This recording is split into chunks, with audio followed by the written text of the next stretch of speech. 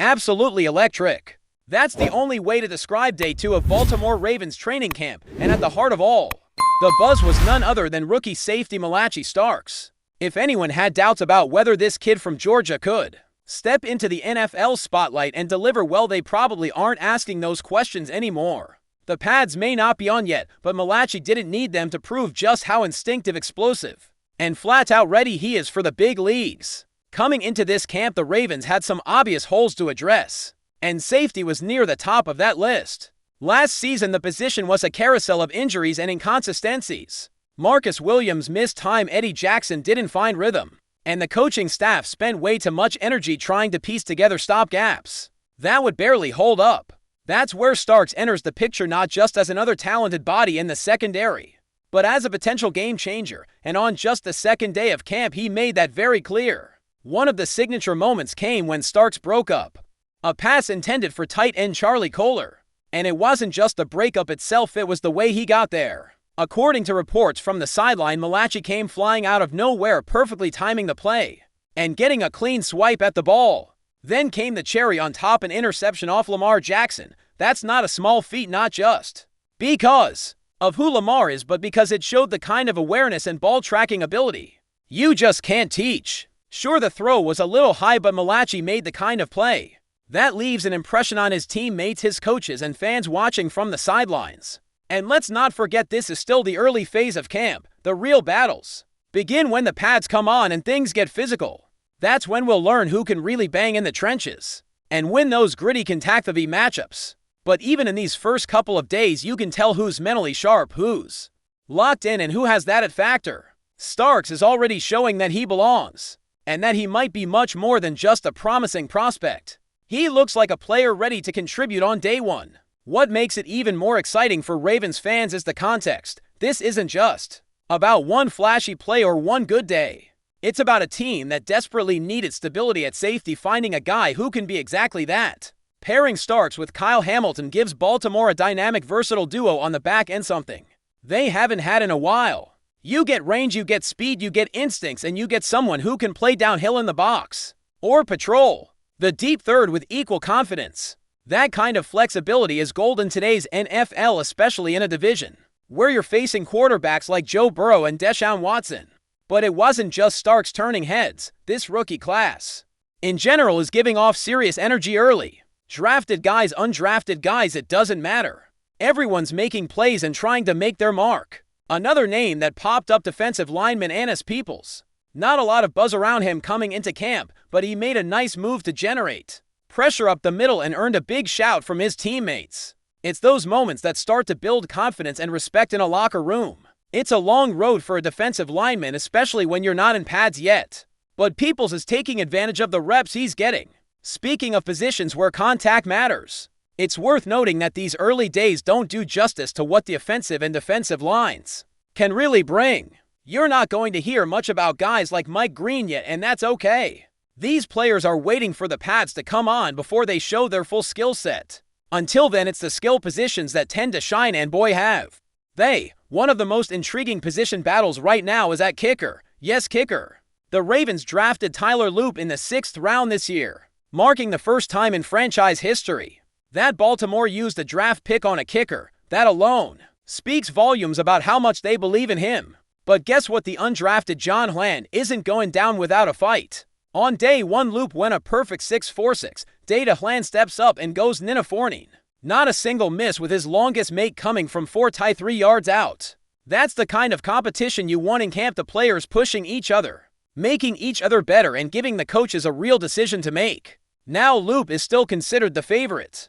He has the draft capital, he's younger, and there's more long-term upside. But Hland is making this decision harder than people expected, and that's a great thing. Strong competition raises the floor of the entire room. The way this might shake out, Loop makes the roster. Hland sticks on the practice squad as insurance. But don't be shocked if things get tight late in preseason. Then there's Ruben Lowry. If you haven't heard that name yet, it's time to start paying attention. The undrafted corner from Tennessee, Chattanooga, has been everywhere. Like everywhere. This is a guy who's making plays at every practice, staying around the football, flying to the ball, and picking off passes like he's been in the league for 5 years. He had 3 interceptions during organized team activities and minicamps. And now added another during the second day of training camp, his motor nonstop. His focus laser sharp, and it's not just about the highlight plays. It's the way he carries himself. John Harbaugh even praised Lowry, saying he's all ball all the time. That's the type of mentality that wins roster spots. In the past, the Ravens were known for sticking with draft picks almost by default. But under Eric DeCosta, that philosophy has shifted. If an undrafted guy is outplaying a pick, the team's not afraid to make a tough cut. That means if someone like Robert Longabaugh, one of the rookies they drafted at corner, isn't performing, and Ruben Lowry is, they'll keep the better player, period. That mindset builds a competitive culture, and right now the rookie class is responding. Whether it starts with his high football IQ and playmaking range, Lowry flying around in the secondary, or even some of the quieter guys still waiting to break out, there's a clear sense that this group has the potential to be special. And let's be real, after what Roger Rosengard and Nate Wiggins did as rookies last year, expectations are high. Baltimore needs these young guys to be ready, and so far they're answering the call. Looking ahead, players like Mike Green, Leonte Wester, and others will have their chance to shine once the physicality ramps up. But even before the pads come on, you can feel the hunger, the urgency, the competition, and it's not just lip service. Guys are battling for their football lives out there, and it's showing up in the way they're performing. Of course, not everything is perfect. One of the big storylines floating around camp is the injury to Adree Hopkins. On the surface, it looked like a bit of a scare. He wasn't on the field Thursday, which caught a few people off guard. Turns out, according to John Harbaugh, he tweaked his leg or knee after taking a tumble during practice and was held out as a precaution. And honestly, that's the right call. There's no reason to push a veteran like Hopkins in late July. Let him recover, take it easy, and come back when he's fully ready. He's not going to lose a step missing a day or two of reps. This time of year is all about health and preparation. You're not winning the Super Bowl in July, but you can certainly hurt your chances if you're not smart about injuries. Hopkins doesn't have to be the number one guy on this roster anymore. That role belongs to Zay Flowers. And with Rashod Bateman healthy and looking sharp again, Hopkins is more of a luxury than a necessity. That said, his presence on the field helps Lamar Jackson. Timing, chemistry, adjustments, all of that improves when you're working with your top receivers. So while it's no big deal that he missed a day, it's still worth watching to see how soon he's back in full action. Now, speaking of Lamar, he bounced back big time on Thursday. After a somewhat quiet start on day one, the franchise quarterback looked crisp, accurate, and confident. One of the highlights was a deep ball to Rashod Bateman, dropped perfectly between two defenders for a big gain. That's the type of connection Ravens fans have been dying to see, especially after all the injuries and inconsistencies Bateman has dealt with. If he's finally healthy and finds his rhythm with Lamar, this offense could be lethal. Roquan Smith, same story. The guy just lives in tip-top shape regardless of what some anonymous assistant might have said. He forced a fumble after a completion to Kohler and then stayed step for step with running back Justice Hill on a wheel route down the field. That's elite linebacker play.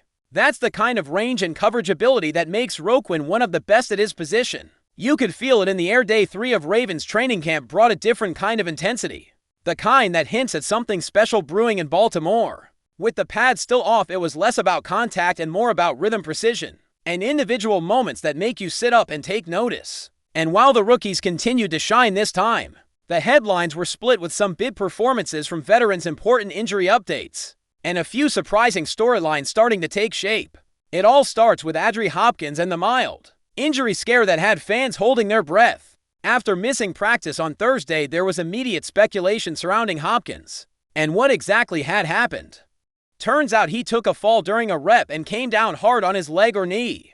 According to John Harbaugh, it wasn't anything serious, just soreness and a precautionary rest day. It's the smart move, especially this early in the process. Hopkins may not be the focal point of the offense anymore, but his presence still matters. This is a player who knows how to get open in tight windows, who makes big plays in crucial moments, and who can be a reliable target for Lamar Jackson on third down or when things break down.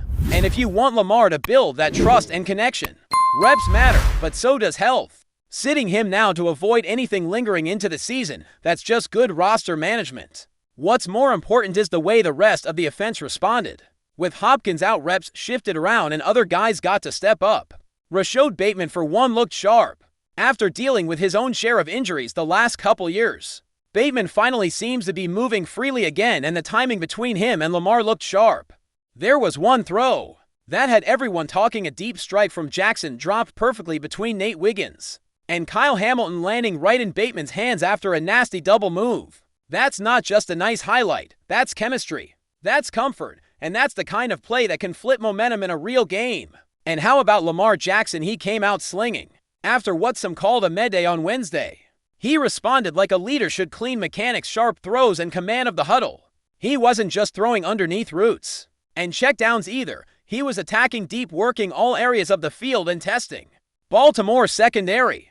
That's exactly what you want to see. Every camp needs to have that iron sharpenchern vibe, and Lamar wasn't taking it easy on anyone. He tested Kyle Hamilton. He challenged Nate Wiggins. He fired bullets into tight windows and layered passes over defenders. This is what a franchise quarterback is supposed to do: set the tone, lead by example, and raise the standard for everyone else. On the other side of the ball, Roquan Smith looked like he's already in mid-season form.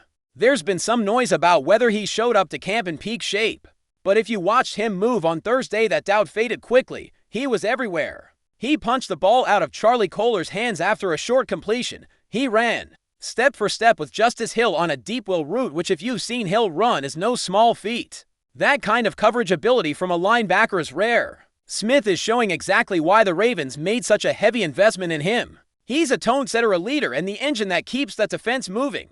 Keaton Mitchell also looked like he's rounding into form. The second-year running back showed off his signature burst, beating defenders to the edge on an outside run and turning upfield for a big gain. After dealing with injuries last season, getting Mitchell back to full speed could add a whole new dimension to the offense. He's not just a change-of-pace back. He's a legit threat every time he touches the ball, especially when he gets into space. Inside linebacker remains one of the most interesting battles in camp, and Trenton Simpson continues to make his case. On Thursday, he hauled in an interception after a deflection off the hands of tight end Isaiah Likely. It was one of those fluky plays you see in camp, but credit to Simpson for being in the right place at the right time and finishing the play. He's got the range, he's got the speed. And with Roquan Smith next to him, the hope is that he can settle into his role without needing to be Superman. But Isaiah Likely didn't stay down long.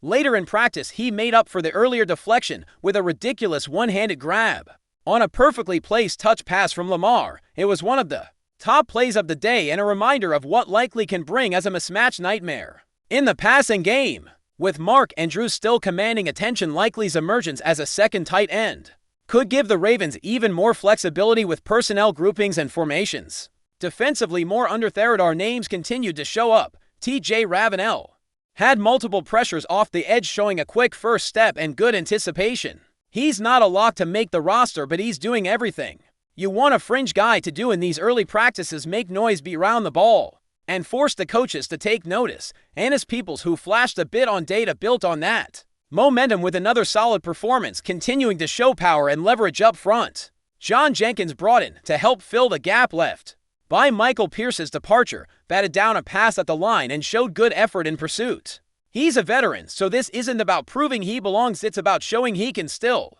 be dependable as a rotational piece. Unfortunately, not every storyline is positive. The struggles of Cooper Rush continue to be one of the more concerning subplots of training camp. Across spring practices and now into the first few days of camp, the backup quarterback has not looked sharp. Inaccurate throws, shaky decisions, and an overall lack of rhythm have defined most of his reps. And while no one wants to hit the panic button this early, it does raise a fair question. If Lamar Jackson were to miss time, even a game or two, is there a backup on this roster who can steady the ship? Ideally, we never see Rush take a meaningful snap. That's the dream. Lamar plays every down all season. But the NFL is unforgiving, and having a reliable number 2 matters. If Rush doesn't improve, the Ravens might need to consider alternatives before the preseason wraps up. What's worth noting through all of this is the sheer level of energy coming from the team. You can see it in how players celebrate with each other. You can hear it in the way the coaches talk during drills. And you can feel it in the little moments, the fist bumps, the high fives, the rookie dancing after big plays. This camp doesn't feel like a team going through the motions. It feels like a group that knows how close they are to being elite and understands that every practice matters. There's also a clear sense that the younger players are embracing the challenge. They're not intimidated by the names around them or overwhelmed by the playbook. They're making plays, learning fast, and earning the respect of the vets. The coaching staff, especially John Harbaugh, has emphasized competition this offseason. Nothing is handed out. If you want to roll, you have to take it. And so far, guys like Malachi Starks, Ruben Lowry, and even lesser-known names like Land and Ravenel are doing just that. It's not just rookies making noise either. Veterans are stepping up, setting the tone, and making sure nobody's getting too comfortable. That's where leaders like Roquan Smith, Ronnie Stanley, and Lamar Jackson are so important. They're pushing the tempo, encouraging young guys, and holding everyone accountable. The Ravens have a culture of toughness and pride, and you can see that culture alive and well on the practice fields. The coaching staff has also been very intentional about rotations. They're mixing groups, creating different matchups, and testing players in unfamiliar roles. That's how you build depth and adaptability. Because come week one, it's not just about your starters, it's about the guys who step in when injuries hit. And if there's one thing this team learned last season, it's that you better be ready for anything.